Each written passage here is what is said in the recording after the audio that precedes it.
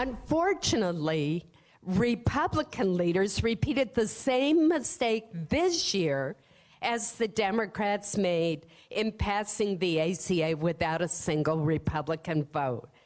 The Senate Republican health care bills were drafted behind closed doors by the way, it was a group of 13 men who did it, but that's just another little issue. That's more than a little issue. Republican Senator Susan Collins in Maine on Friday, where she announced she would not run for governor and instead work to improve the Senate. And Senator Collins joins us now. It is great to have you on the show. Thank you for being on this morning. Thank you. So what was behind the decision to stay in? It was a very difficult decision. The attraction of being in Maine full-time, close to much of my family and many of my friends, was very strong. And governor is a far more hands-on job where you can really make a difference on issues like providing more economic opportunities. But in the end, I decided that the issues right now in Washington are so consequential. They're so huge.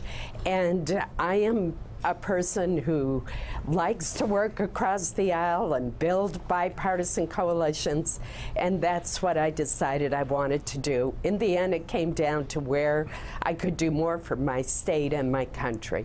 Joe. I remember Senator Collins, Joe Scarborough here. I remember talking to Senator McCain in January or February and saying, it's extraordinary, of all the sacrifices you've made for this country, this may be your greatest contribution right now because there's so much chaos in Washington. Do you feel like what you are doing right now is as substantial and as important as anything you've done in your decades of public service? I really do. These are chaotic times in Washington, and Washington reflects the division and the discord that we see throughout our country. The polarization has never been greater, and yet I remain a congenital optimist that the pendulum will swing back, and if those of us who are in the middle leave, I worry who will lead that effort to bring us back and get things done for the American people in a way that is less partisan and that invites input by both Republicans and Democrats. I would say, however, I would never begin to compare myself to John McCain, who has done so much for our country.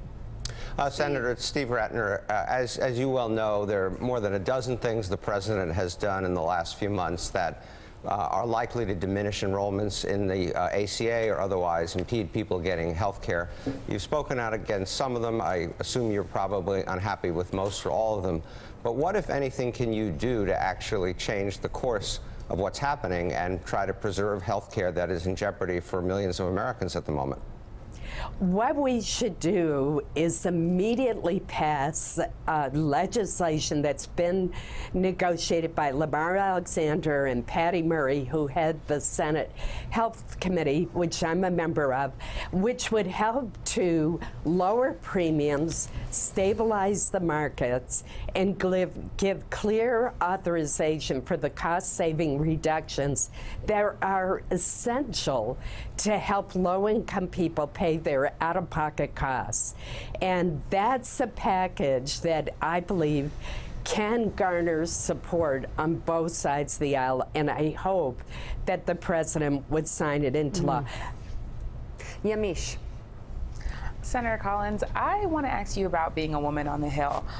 Yesterday, I was talking to some colleagues about the culture on the Hill, and with Harvey Weinstein, and we're talking all about the culture of Hollywood and women essentially being sexually assaulted or sexually harassed. Have you heard about that culture in D.C.? Have you at all yourself experienced anything like that? And what do you say to people who say Capitol Hill might need to look at its own culture? It's always good for an organization to review its own culture to make sure that equality and justice prevail throughout.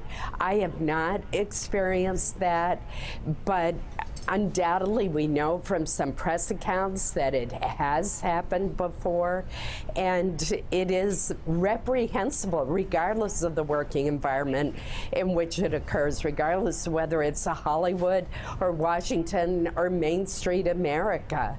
And I believe that these brave women coming forth and confronting one of the most powerful individuals in Hollywood will help others speak out about their experience and send a very clear message that this is not tolerated. I will say that I do think that when women are elected to the United States Senate, that we do face an extra barrier that men do not. When a man is elected to the Senate, it's assumed that he belongs there. My experience has been that we women have to prove that we belong there. And once we do that, we're accepted. But there is an extra barrier that I've found. Interesting. Steve Schmidt. Senator, good morning.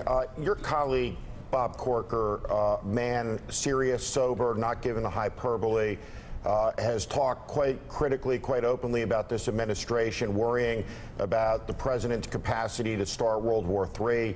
We have the Secretary of State talking about the negotiations will continue until the first bombs drop.